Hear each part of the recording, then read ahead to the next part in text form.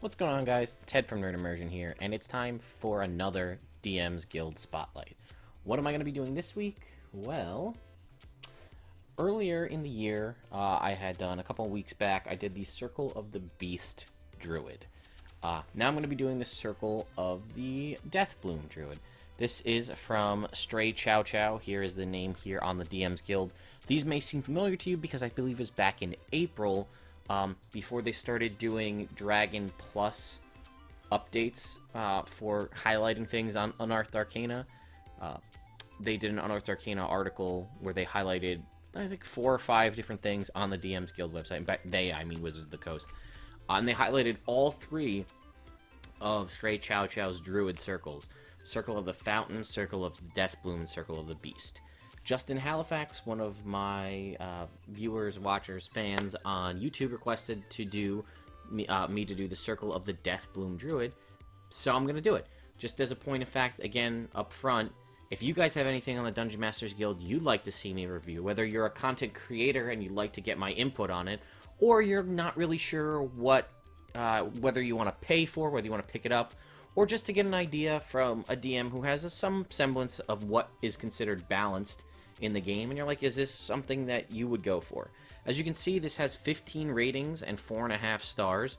The links to the other circles are here, and it is free to pick up. So it's $0. It's not even pay what you want. It's just $0. So you can just get it for free. You can see there's plenty of discussion going on and things in here. So why don't we just jump right in?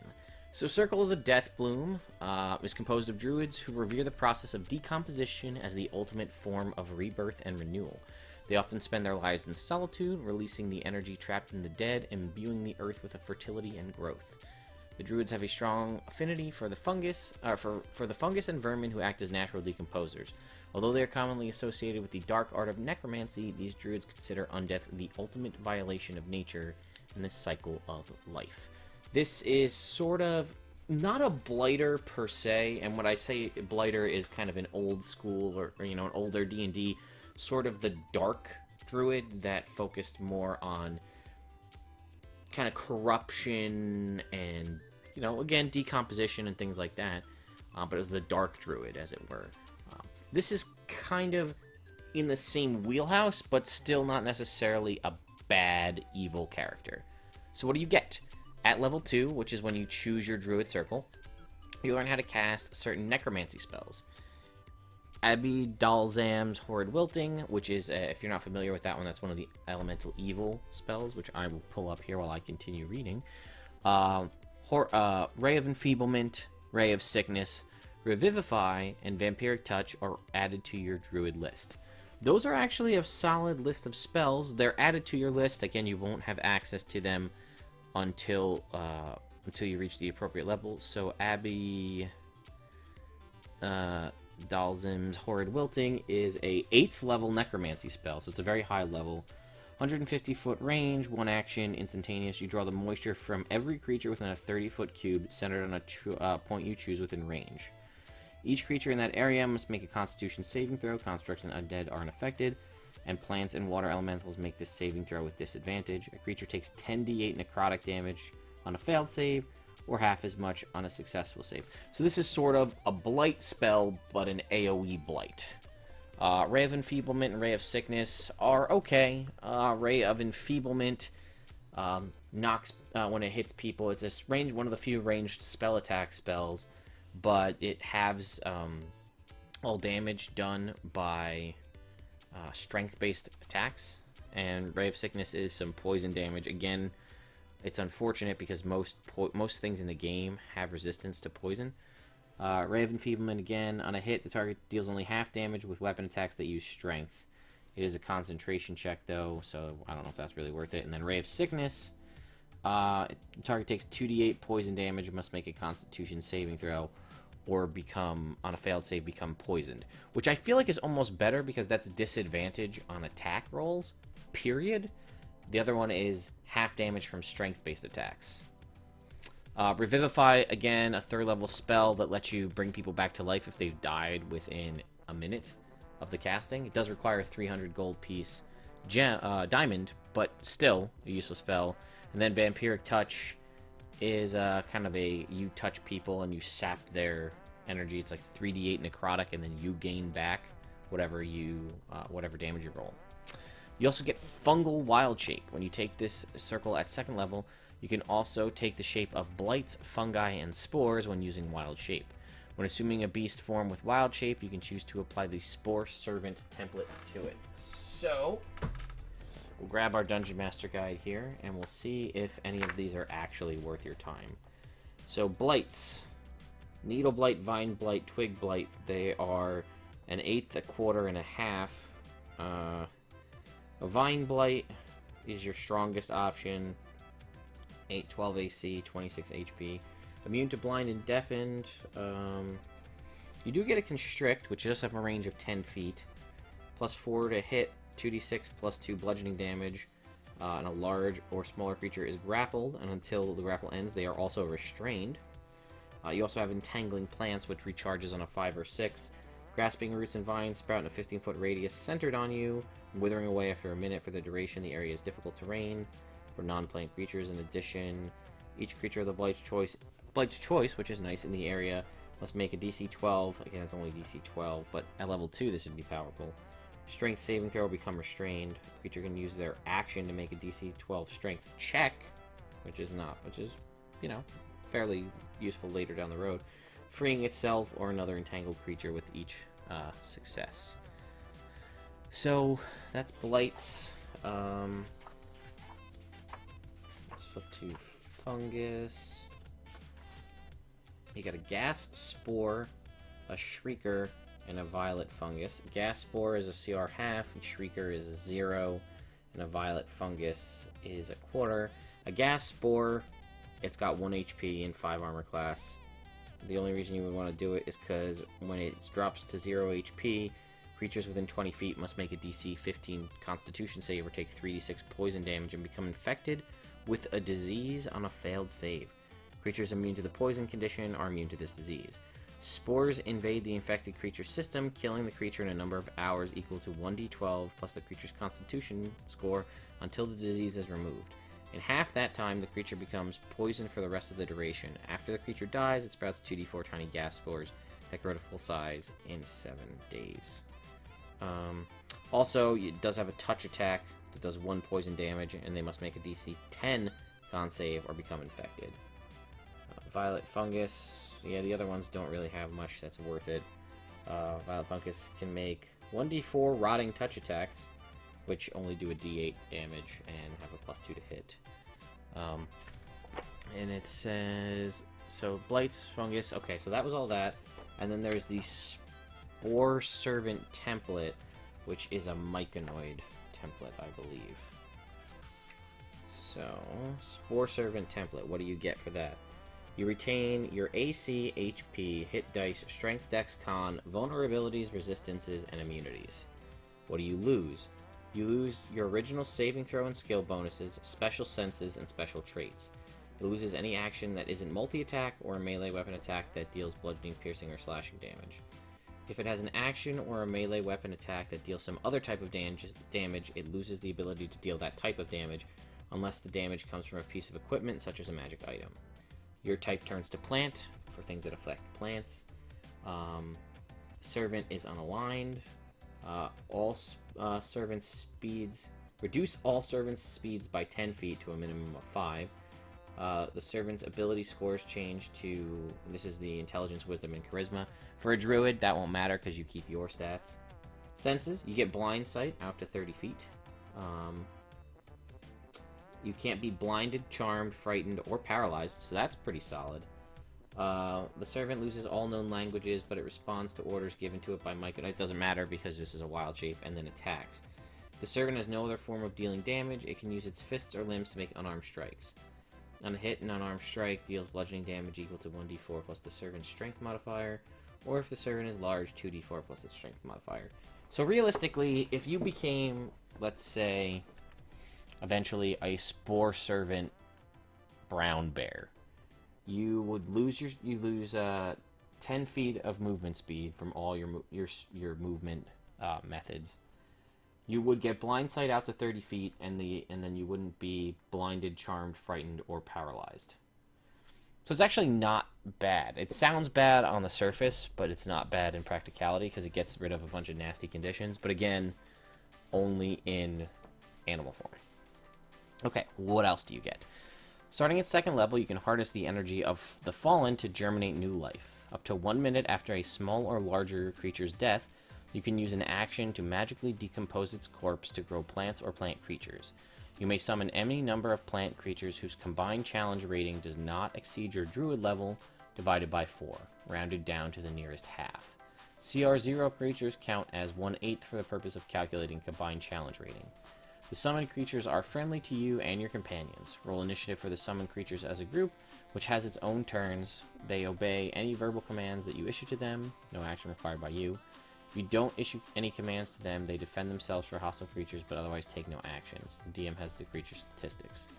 The creatures will return to their spawning location when you take a long rest and will not obey further commands from you. You must finish a long rest before you can use this feature again. Corpses decomposed this way cannot be raised as corporeal undead.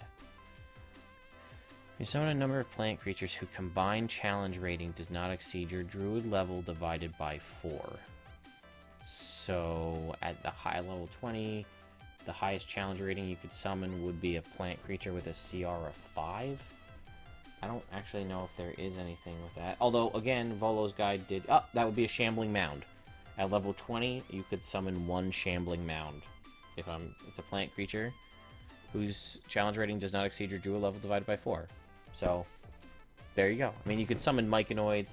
Volo's Guide to Monsters does have a few new plant creatures in it, so there's some stuff you could probably pull from there. At 6th level, you can return the energy used to summon plant or beast creatures back to the earth. You can use a bonus action or a reaction if the creature is reduced to 0 hit points to destroy and release a burst of healing energy from the creature. The creature within 5 feet regains 1d8 hit points for every 1 challenge rating the summoned creature had. Creatures with a challenge rating lower than 1 do not release enough energy to heal. So this is one of these creatures you've summoned at level 6. Level 6, your druid level divided by 4. You're not getting a CR1.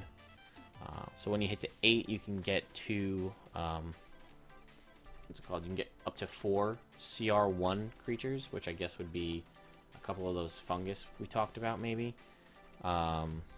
Or myconoids, possibly. And then you could destroy them, and they kind of burst out energy. Any creature within 5 feet regains 1d8 hit points. At 10, you're immune to disease and poison. You also have resistance to necrotic damage. I think that that's fairly balanced. Immunity to disease and poison, a lot of things have access to this. Druids, paladins, not bad. And resistance to necrotic damage is fine. It's actually not that powerful. There are a handful of spells and a lot of undead that do necrotic damage. But if you're not going to be consistently running into undead or enemy casters, necrotic damage is one that you can probably get by. Along with radiant damage, another one that unless you're fighting paladins, you're not really going to deal with. And lastly, your level 14, your Capstone of the Circle of the Deathbloom Druid. Level 14 is Fertilize. At 14th level, you can use your action to decompose 1 dead or rotting plant, beast, or humanoid that you touch. Whenever you decay something in this way, the biomass is absorbed into the ground, and you can harness its energy in one of the following ways as part of the action. Corpses decomposed this way cannot be raised as corporeal undead. Grow a mundane plant or fungus. The size of the plant that grows cannot exceed the size of the corpse decayed. So this just sounds like you want to do something nice. One of your fallen comrades dies or something like that, and you want to do something nice for someone who's, I don't know, you killed an animal and you're like, cool, let's hide the body. I just grew a bed of flowers where we killed that deer's corpse. So now there's a bed of flowers or a tree or a shrub or what have you. Cause plants to overgrow. If the corpse is medium or larger, the area is a 5-foot radius around the corpse becomes difficult terrain. If the corpse is smaller, the 5-foot area surrounding the corpse is treated as difficult terrain. Surrounding the area in a 5-foot radius around the corpse becomes difficult terrain. If the corpse is smaller, the 5-foot area surrounding the corpse is treated as difficult terrain. If a creature is standing on an area when it becomes overgrown, they must make a DC 13 Dex saving throw or become entangled in the undergrowth. If it fails, they must make a DC 13 strength check to break free of the brush. Siphon its trapped life energy. You regain hit points. You gain temporary hit points equal to the corpse's hit die. Follow the hit dice by size table in the monster manual. For example, if you decompose a medium creature, you would regain 1d8, or you would gain 1d8 temporary hit points. Enrich the land for 1 season. All plants in a 50-foot radius centered on the corpse become enriched for 1 season. The plants yield twice the normal amount of food when harvested. So it's like a lesser plant growth spell, but it takes an action to do so rather than 8 hours of casting. My thoughts on the Circle of Deathbloom Druid. I'm not crazy about it, to be completely honest. Out of the 3 that were mentioned by Stray Chow Chow, the Circle of the Beast, which I'm a huge fan of, and the Circle of the Fountain, which is an amazing healer.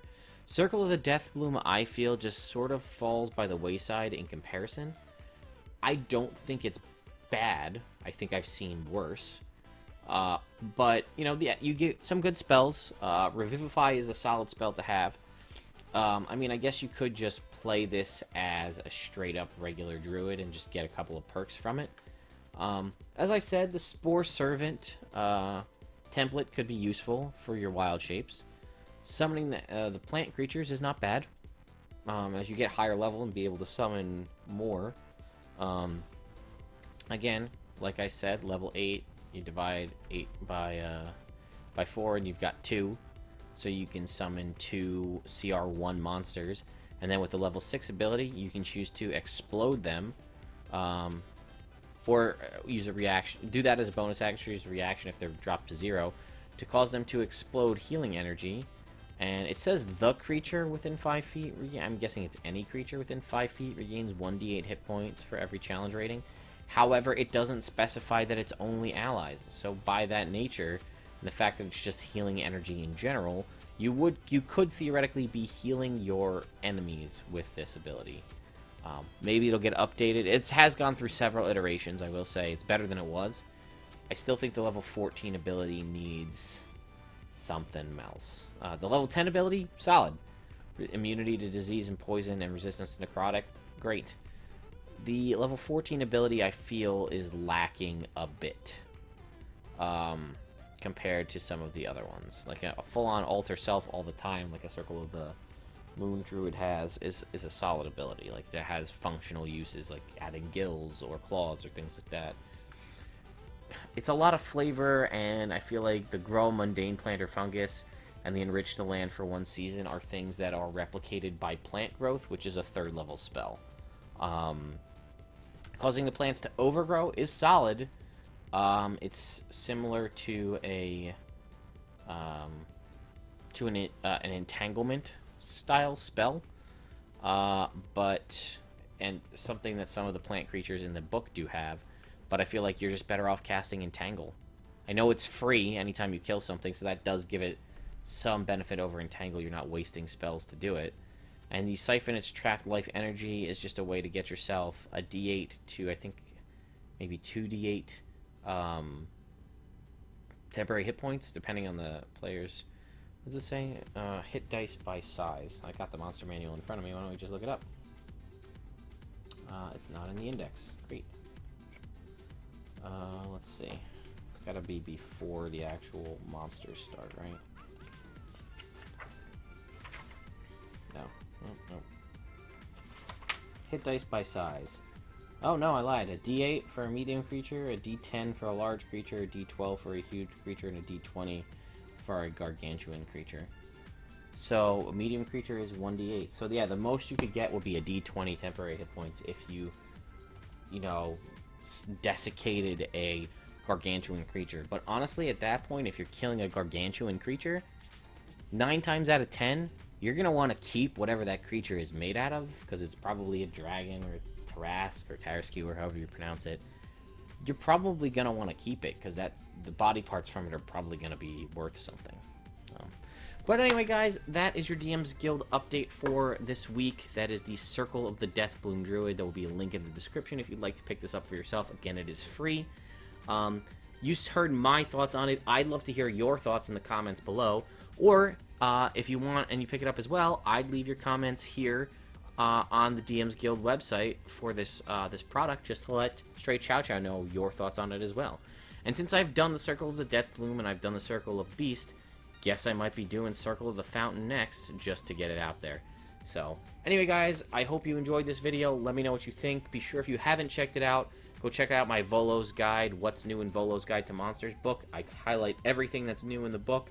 So, I mean, it's no supplement for having the book in your hand, but if you kind of want to get a quick idea of what's going on, you can check it out there, and there's annotations over here on, like, the right side of the screen where you can just jump ahead to the various sections. So, anyway guys, hope you have a great rest of your weekend, and I'll see you next time.